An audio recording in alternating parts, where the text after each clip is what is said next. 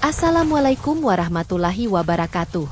Sholawat dan salam semoga tercurah kepada Nabi Muhammad Shallallahu Alaihi Wasallam. Pernahkah Anda membayangkan bagaimana jika dalam satu malam, kekuatan udara sebuah negara bisa dihancurkan nyaris tanpa peringatan? Bagaimana dunia bereaksi ketika Iran akhirnya membalas? Dan apa dampaknya terhadap perdamaian global? Simak sampai akhir. Dan jangan lupa klik subscribe untuk terus mendapatkan informasi penting dan mendalam seputar geopolitik dunia, hanya di channel ini. Ketegangan antara Iran dan Israel bukanlah hal baru. Namun, dalam beberapa pekan terakhir, suhu di kawasan Timur Tengah meningkat drastis. Media internasional memberitakan serangkaian serangan udara yang menghantam konvoi dan markas milisi yang diduga berafiliasi dengan Iran di Suriah dan Irak. Walau tak secara resmi mengakui, semua mata mengarah pada Israel sebagai dalang dari operasi-operasi itu. Di Teheran, suasana penuh amarah. Setiap pejabat tinggi militer dan keamanan duduk rapat hampir setiap malam. Satelit-satelit Iran mendeteksi peningkatan pergerakan militer Israel di sekitar dataran tinggi Golan, dan drone-drone pengintai dikabarkan melintasi perbatasan lebih sering dari biasanya. Di tengah tekanan, rakyat Iran mulai bertanya, kapan kita membalas? Kapan harga diri bangsa ini ditegakkan? Presiden Iran berbicara secara terbuka dalam sebuah pidato nasional. Kalimatnya pendek, namun menggema di seluruh negeri. Kami tidak mencari perang. Tapi jika perang mengetuk pintu kami tidak akan membuka pintu dengan tangan kosong. Sementara itu, di Tel Aviv, pemerintah Israel melakukan latihan militer besar-besaran, menyebutnya sebagai bentuk antisipasi terhadap ancaman yang kian nyata dari utara dan timur. Unit-unit elit digeser ke pangkalan udara. Pangkalan-pangkalan strategis diperkuat. Namun, bagi intelijen Iran, semua itu justru menjadi sinyal bahwa Israel tidak lagi bertahan, tapi bersiap menyerang lebih dulu. Dan kemudian, terjadi satu hal yang menjadi titik balik segalanya. Sebuah ledakan besar mengguncang gudang amunisi di pinggiran Damaskus. Militer Suriah menuding adanya serangan rudal jarak jauh yang masuk dari arah Laut Tengah. Beberapa sumber menyebut, fasilitas itu digunakan untuk menyuplai logistik ke kelompok perlawanan yang didukung Iran. Kabar itu menyebar cepat. Dunia menahan napas. Tapi Iran diam. Namun diam itu bukan tanda menyerah. Diam itu adalah tenang sebelum badai. Diam itu adalah isyarat bahwa balasan bukan hanya akan datang, tapi akan mengguncang dunia. Malam itu, langit di atas pangkalan udara Negev, Israel Selatan, tampak seperti biasa. Tidak ada tanda-tanda peringatan dini. Para personel militer melakukan aktivitas rutin. Tapi di ruang kendali radar, operator mulai melihat kejanggalan. Sinyal aneh muncul di layar, tidak satu atau dua, tapi puluhan. Terbang rendah, cepat, dan tersebar dari berbagai arah. Awalnya disangka latihan. Tapi dalam hitungan detik, sirene peringatan meraung. Ancaman masuk. Multiple targets. Ketinggian rendah. Arah timur dan tenggara. Itulah saat serangan balasan Iran dimulai. Bukan hanya satu pangkalan, tapi 4 pangkalan udara Israel menjadi sasaran. Rudal jelajah jarak menengah diluncurkan dari arah Irak dan Laut Kaspia. Tak hanya itu, ratusan drone kamikaze Shahed dikerahkan dari wilayah sekutu-sekutu regional Iran. Serangan ini bukan spontan, melainkan hasil perencanaan selama berbulan-bulan. Jet-jet tempur Israel, termasuk F-35 yang menjadi andalan angkatan udara, disimpan dalam hanggar yang ternyata sudah dilacak sebelumnya. Rudal-rudal presisi tinggi menghantam hanggar tersebut dengan akurasi yang mencengangkan. Ledakan demi ledakan terdengar, membakar pesawat-pesawat sebelum sempat lepas landas. Sistem pertahanan Iron Dome memang aktif, tapi tak dirancang untuk menangkis serangan sebanyak dan sekompleks ini. Beberapa rudal berhasil dicegat, tapi sisanya jatuh tepat di jantung pangkalan militer. Api membubung ke langit. Langit malam yang tadinya tenang berubah merah, menjadi latar neraka di Gurun Selatan. Di pusat komando militer Israel, semua orang sibuk. Peta digital dipenuhi titik merah. Operator komunikasi kelelahan, sementara para petinggi militer dan intelijen bingung menentukan arah respons. Pasukan siaga penuh. Unit darat digerakkan. Tapi serangan terus berlangsung, dan masih belum ada tanda-tanda berhenti. Sementara itu, media internasional mulai menyiarkan breaking news. Breaking.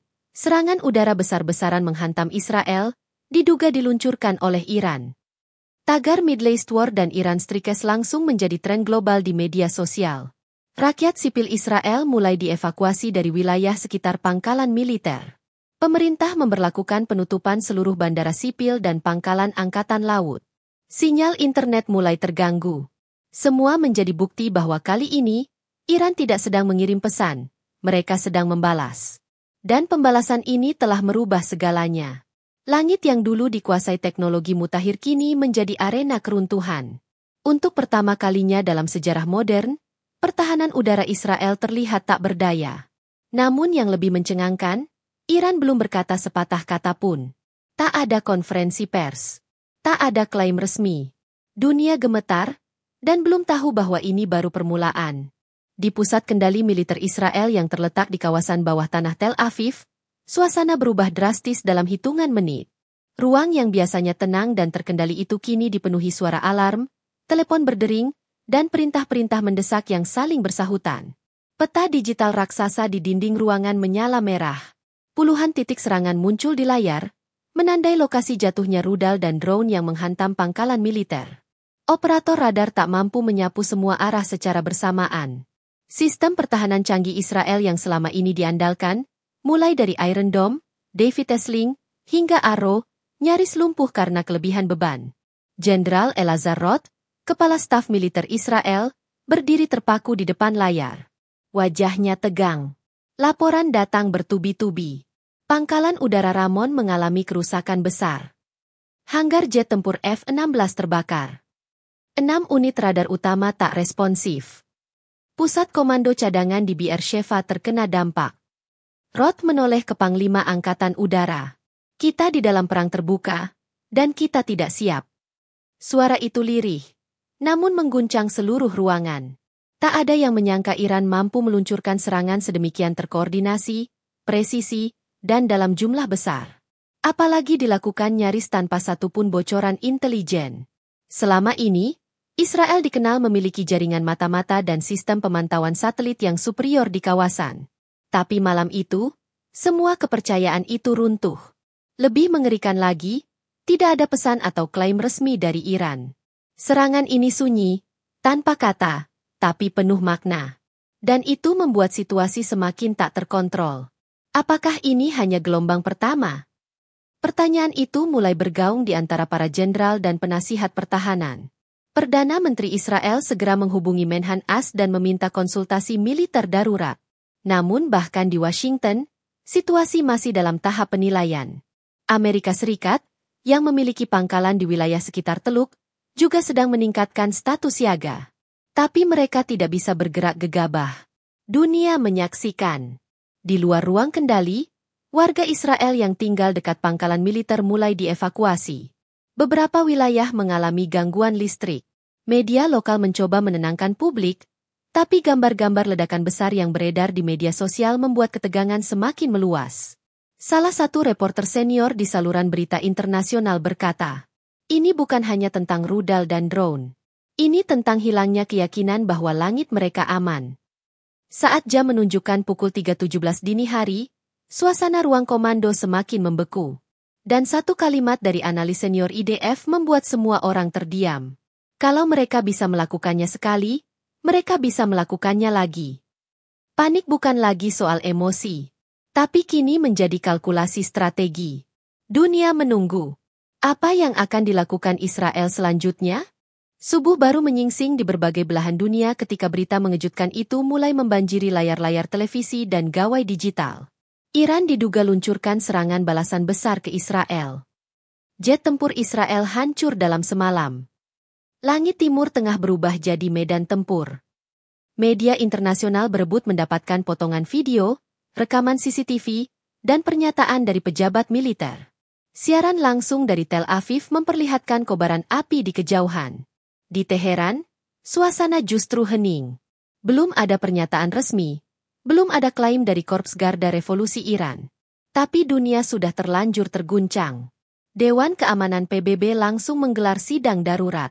Dalam waktu kurang dari 6 jam, negara-negara besar seperti Amerika Serikat, Rusia, Tiongkok, Inggris, dan Prancis mengirim perwakilan dengan nada berbeda-beda. Amerika, tentu saja, berdiri tegak di belakang Israel.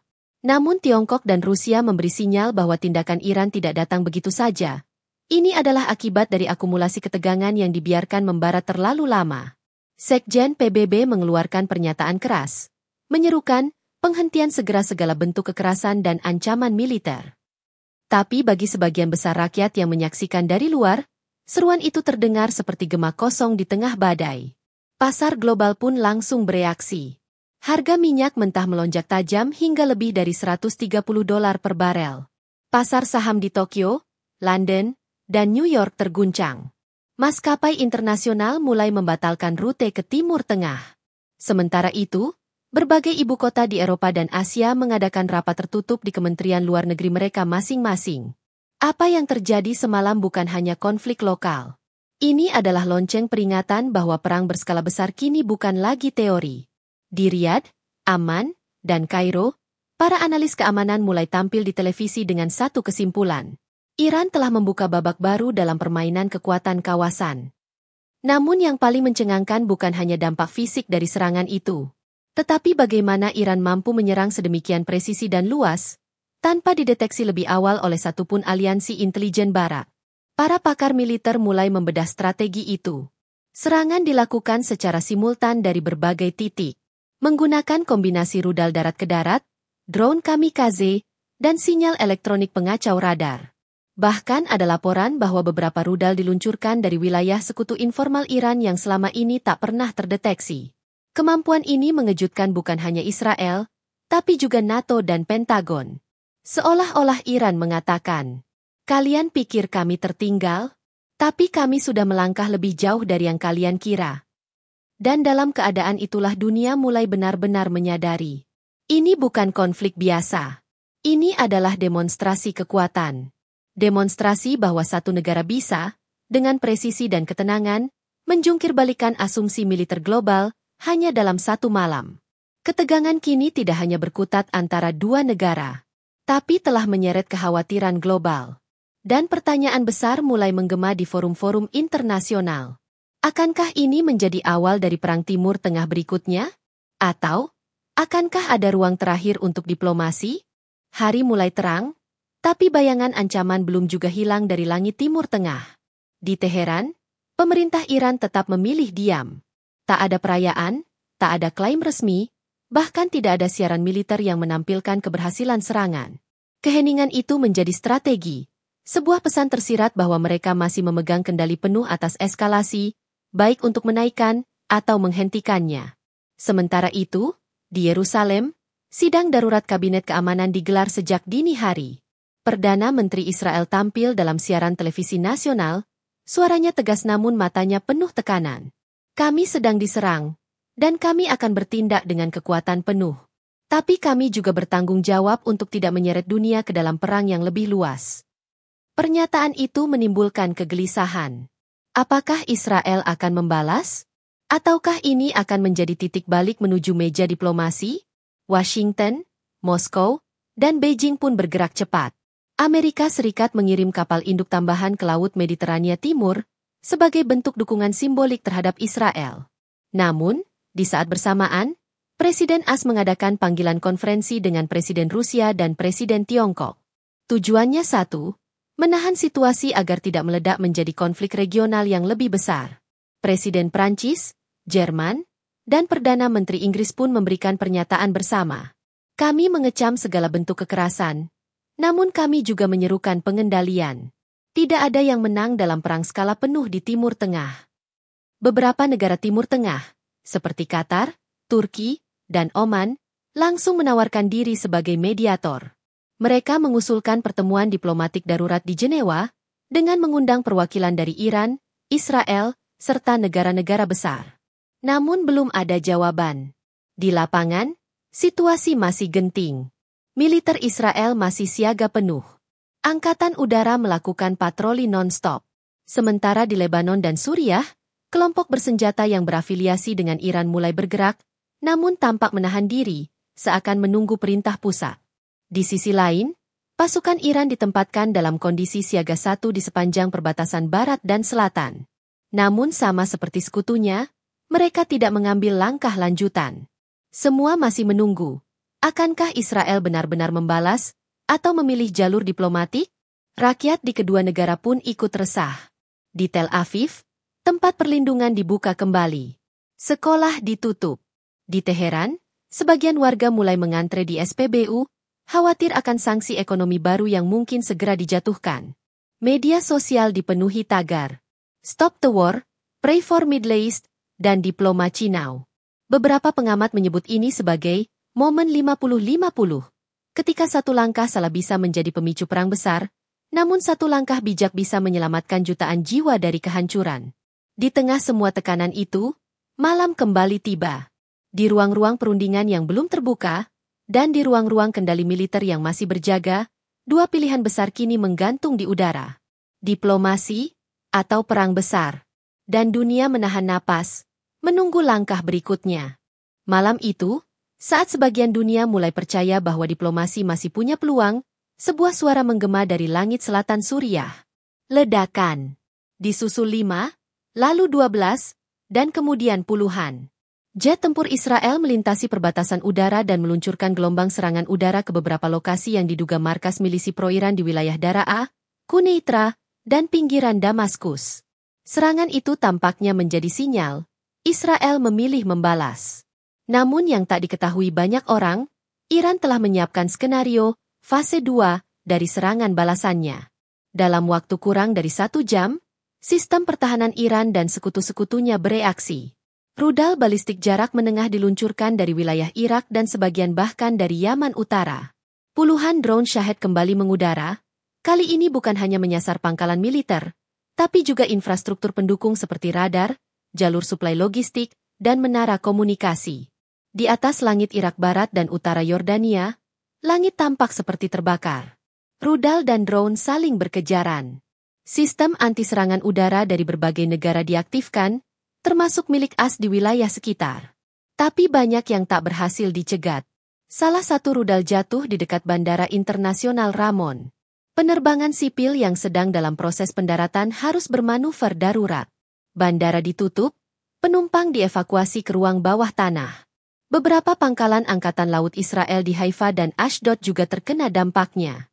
Langit Timur Tengah kini benar-benar menjadi neraka terbuka, bukan hanya simbolik, tapi nyata. Dampak dari serangan tersebut menyebar cepat ke seluruh kawasan. Di Lebanon Selatan, kelompok militan yang berafiliasi dengan Iran meluncurkan roket ke arah wilayah utara Israel. Di perbatasan Yaman, Arab Saudi, beberapa rudal dicegat di udara, menunjukkan kemungkinan perluasan konflik lintas batas. Di pangkalan AS di Kuwait dan Qatar, status waspada maksimum diberlakukan. Media dunia tak sanggup mengejar kecepatan peristiwa. Layar-layar dipenuhi siaran langsung dari lokasi ledakan, konvu pengungsi, dan pemadaman kebakaran di pangkalan udara. Sementara itu, tagar Middle East on Fire, Israel-Iran War, dan WW Alert menjadi trending global. Pasar keuangan dunia kembali terpukul. Nilai tukar berbagai mata uang regional jatuh drastis. Harga minyak menembus $150 per barel, memicu krisis energi dadakan di Eropa dan Asia Timur. Dunia benar-benar tercengang. Di ruang kendali militer Israel, para jenderal mulai mempertimbangkan opsi ekstrim, termasuk penggunaan senjata strategis. Namun tekanan internasional semakin menguat. Presiden AS menghubungi langsung Perdana Menteri Israel dan Presiden Iran secara berurutan. Permintaan 1, hentikan sebelum dunia masuk ke dalam api yang lebih besar dari ini. Namun pada titik ini, perang sudah tidak lagi diukur dengan pidato, tapi dengan rudal dan waktu. Langit yang dulu menjadi simbol dominasi kekuatan udara, kini menjadi layar perang yang tak mengenal batas. Dan di bawahnya, jutaan manusia hanya bisa berlindung, berdoa, dan berharap badai ini segera berlalu. Namun hingga saat ini, belum ada tanda bahwa salah satu pihak akan mundur. Fajar menyingsing, tapi bukan dengan cahaya damai, melainkan dengan langit kelabu, tertutup asap dan jejak api yang belum padam. Kota-kota di selatan Israel, sebagian kawasan Damaskus, bahkan beberapa titik di Irak dan Yordania, kini tampak seperti zona perang terbuka. Suara tangisan, sirene, dan ledakan kecil masih terdengar di kejauhan. Bangunan hancur, kendaraan terbakar, dan jalan-jalan utama dipenuhi serpihan logam. Abu masih membumbung tinggi ke langit, seolah memberi tanda bahwa meskipun rudal telah berhenti sesaat, perang belum benar-benar usai.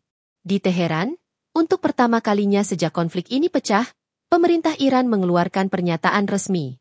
Menteri Pertahanan berdiri di depan podium dengan wajah datar, lalu berkata tegas, "Serangan kami adalah bentuk pembalasan yang proporsional atas agresi Israel sebelumnya. Kami tidak mencari perang total, tapi kami siap jika harus menghadapinya." Pernyataan itu membelah dunia. Bagi sebagian, itu tanda Iran siap menghentikan. Bagi yang lain, itu peringatan bahwa mereka belum kehabisan amunisi.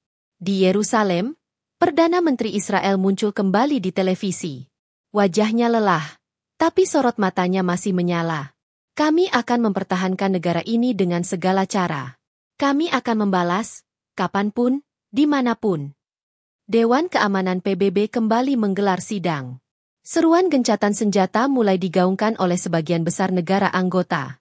Bahkan negara-negara yang selama ini cenderung diam, seperti India, Brasil, dan Indonesia, mulai angkat bicara, mendorong penghentian konflik. Namun medan perang tidak semudah itu dipadamkan. Pasukan cadangan di kedua pihak sudah bergerak. Persenjataan berat dikerahkan ke perbatasan. Satu provokasi kecil saja bisa memantik gelombang perang lanjutan. Dan semua orang tahu, jika itu terjadi, bukan hanya dua negara yang akan terbakar, tapi satu kawasan, bahkan mungkin dunia. Di sisi lain, dunia sipil mulai bangkit bicara. Ribuan orang turun ke jalan di berbagai kota besar dunia. London, Paris, Istanbul, New York, Jakarta. Mereka membawa poster, menyuarakan damai. Not in our name. Caasefire now. Peace for the Middle East. Tapi seruan mereka harus bersaing dengan suara rudal yang masih menyasar langit semalam. Dan, langit itu belum pulih. Di tengah puing-puing hangus dan debu yang menyesakan, seorang anak kecil di Rafah memungut boneka dari reruntuhan. Di sisi lain, seorang jurnalis di Yerusalem menyiarkan langsung di antara sirene. Dan di atas mereka, Abu masih naik angkasa, menjadi saksi bisu bahwa dunia pernah sangat dekat dengan jurang. Langit Timur Tengah telah berubah. Bukan sekadar medan perang, tapi simbol bahwa ketegangan yang dipelihara terlalu lama, akhirnya bisa membakar semuanya, dalam satu malam. Dan kini, dunia menanti. Apakah ini akan jadi akhir dari awal? Atau awal dari akhir? Terima kasih telah menyimak sampai akhir. Jika kisah ini membuka mata dan hati Anda, silakan klik like, bagikan ke teman-teman Anda, dan subscribe agar tidak tertinggal update penting lainnya seputar krisis dunia. Wassalamualaikum warahmatullahi wabarakatuh.